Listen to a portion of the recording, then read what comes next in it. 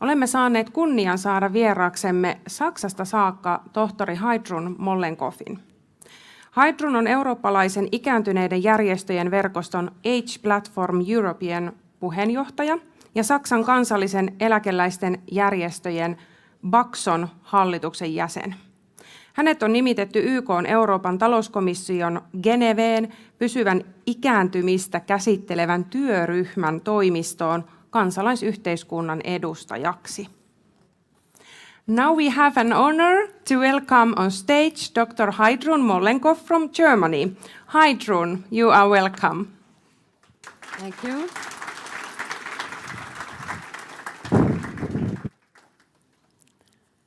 Thank you so much, Suvi, for your kind introduction. And also many thanks to Vali for inviting me to come here. I'm very pleased to talk to you about a topic. I hope you will understand my basic English, because English is not my mother tongue. So I will talk slowly, I think. Let me start my contribution to this panel with 3 short stories about some of my personal experiences with technology. The first story,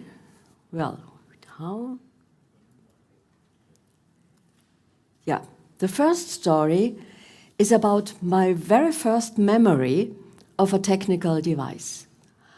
I grew up during Second World War, and I remember me as a little girl sitting together with my mother in front of the radio for hours, listening to the newscaster who announced the expected flight paths of enemy bomber squadrons.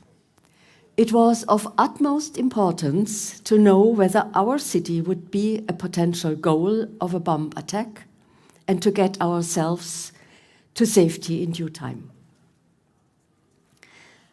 The second story happened about 20 years later. My husband and I were just married and had moved to a new built apartment at a new place of residence. We had no telephone because at that time, it was in the 60s, you had to apply for one and then wait, sometimes for weeks, until you got it. So when I was pregnant with our first child, and one night I felt stabbing pain, my husband had to run to the only telephone booth of the village to call the doctor. And the third episode happened during the first year of the pandemic. In May 2019, my 3 grandchildren had their 21st birthday, but no birthday party was possible due to the pandemic. The only solution to meet and celebrate them was digital. So we organized a virtual birthday party, assembling all brothers, sisters, cousins, aunts and uncles and friends to congratulate them. So, why do I tell you all this? I think the 3 episodes made very clear that the circumstances and preconditions of communication and social participation have changed a lot. The technology and media for communication have changed enormously.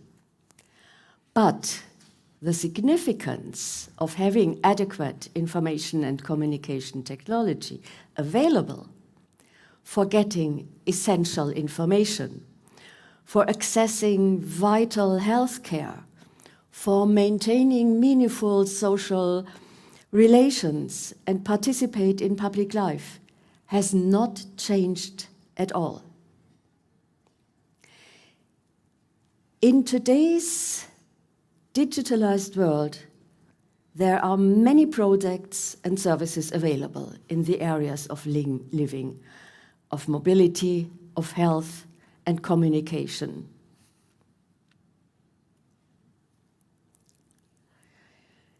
There are applications like the sensor control of heating, of ventilation, of lighting and security measures as part of smart homes, for instance, the use of mowing or cleaning robots and home technologies that learn from experience.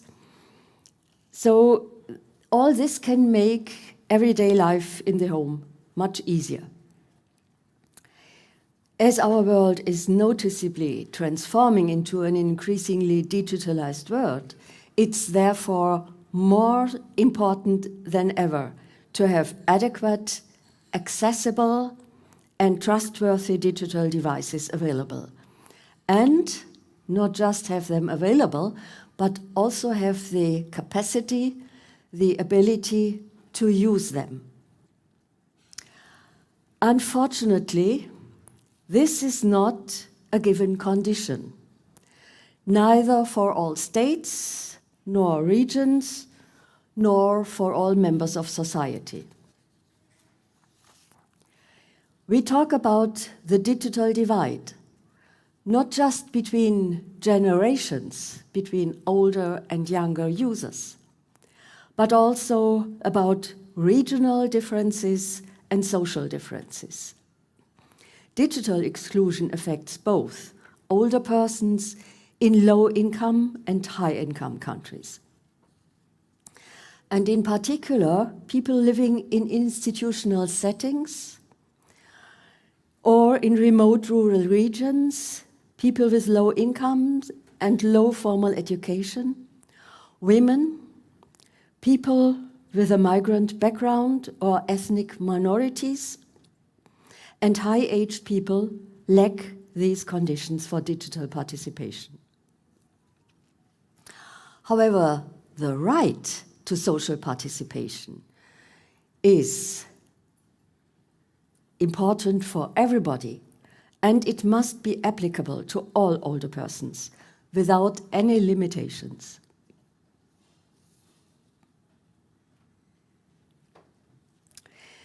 The increasing penetration of all areas of life by digital means, products, services, systems, and applications affects increasingly also older persons' lives and their right to autonomously participate in society as full members and full citizens. As I said, there are some prerequisites for the access to more and more essential areas of life. Municipal and health services are increasingly only usable and accessible by means of digital media. Unequal digital opportunities reinforce not only regional and social inequalities, but also exacerbate health inequalities. The moment health services are only accessible digitally, this makes a big difference for those who can use them or not. All these restrictions mean a serious encroachment on fundamental human rights.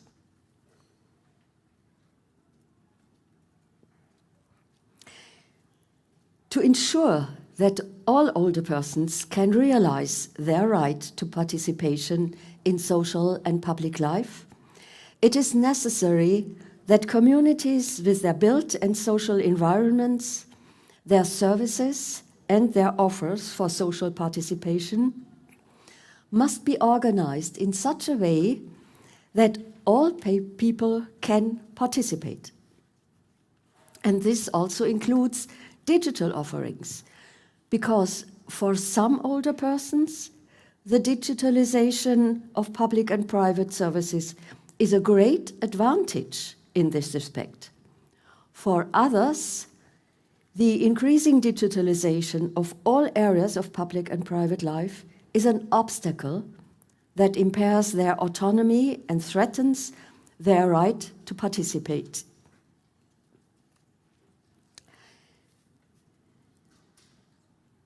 So, the digital divide must be overcome. Regarding this, the Article 15 of the International Covenant on Economic, Social and Cultural Rights, the right of everyone to enjoy the benefits of scientific progress and its applications, is up for debate. Scientific progress includes also technological developments, such as digital devices, assistive technologies, smart home systems and robotics, digital health systems, and the applications and services they enable. All older people who want to use available technologies and services must be given the appropriate options for using them. So, requests to make all these applications available and usable have repeatedly been made for decades. Those who are in this field, who have been working in this field, will remember that already in the 80s and 90s we called for improvements. Shortcomings regarding the lack of digital infrastructure, the exclusion of marginalized and poor people, the manageability of digital devices, data security deficiencies, the risks of threatening personal rights and compromising the user's dignity have also been discussed for years. But despite manifold efforts to bridge the digital divide, hardly anything has changed. Still today, older persons face digital exclusion due to limited network deployment, high costs, lack of digital literacy or skills, lack of accessibility of digital platforms, lack of alternative non-digital options, lack of information and support, and the risk of fraudulent practices. So, what is to be done to make substantial progress? Social, structural, and technical barriers must be tackled and overcome in equal measure. At the technical level, primarily the designers and manufacturers of the technologies and digital service are in demand. Technological devices and mobile application software must be barrier-free and well operating. Public digital health and social services in particular have to be designed in such a way that these services are easily accessible for all, in compliance with data protection regulations and safeguarding a person's privacy. Designers and manufacturers must provide barrier-free, well-operating and trustworthy devices and involve older consumers in product development and application design. At the same time, the provision of the technical prerequisites alone is not sufficient. At the structural level, governments must guarantee their citizens access to digital services and offers. As the Internet has become an indispensable element of public services of general interest, it is the task of the municipalities and governments at national, regional, and municipal levels to guarantee their citizens access to digital services and offers. Municipalities are called upon above all in areas where they themselves are increasingly offering municipal services on the Internet, often exclusively. When setting up such services, we expect providers to ensure that non-users are not discriminated against. At the social level, it is crucial to avoid the exclusion of marginalized and poor people and to ensure that those who need it get the financial and technical support to acquire or make use of the necessary prerequisites. That is why we, as representatives of older persons, also call for the establishment of low-threshold centers where older people can gain concrete experience, try out, and borrow new technologies and digital systems according to their needs. Many cities and municipalities already offer such opportunities, but the number is still too low, and cities and communities should also feel obliged to systematically provide the realm for experience and testing opportunities. Media literacy is another prerequisite for digital participation.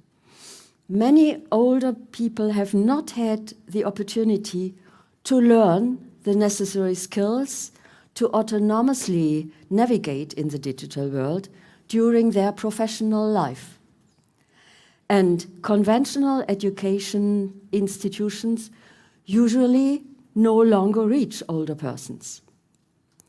So, learning opportunities need to be created that go beyond vocational training objectives, enabling older persons to learn the necessary skills.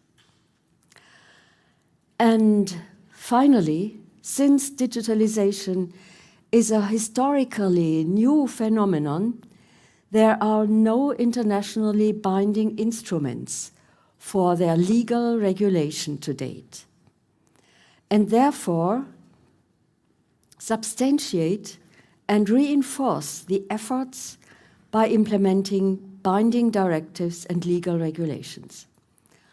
Otherwise, with the increasing digital pressure, a new form of social exclusion threatens to emerge. To sum up, digitalization is creating new opportunities and at the same time new risks for older persons. What I wanted to convey to you is that the increasing digitalization of all areas of life is creating such fundamental and really changing opportunities. And at the same time, we risk that legal regulations are not in place, and we are not sure about guaranteeing both to us: the right to participation, to information, education, to health and care under the conditions of the digitalized societies. All older persons who want to use them should have the possibility, but at the same time, alternatives must remain available to cover for diverse needs, abilities, and preferences for those who are not able or who do not want to use these new means. And as digitalization affects many different areas and rights of older persons, an overarching framework is needed that addresses both the right to digital inclusion and the right to abstain from using digital means, according to a person's needs, preferences, and autonomous decisions. Thank you very much.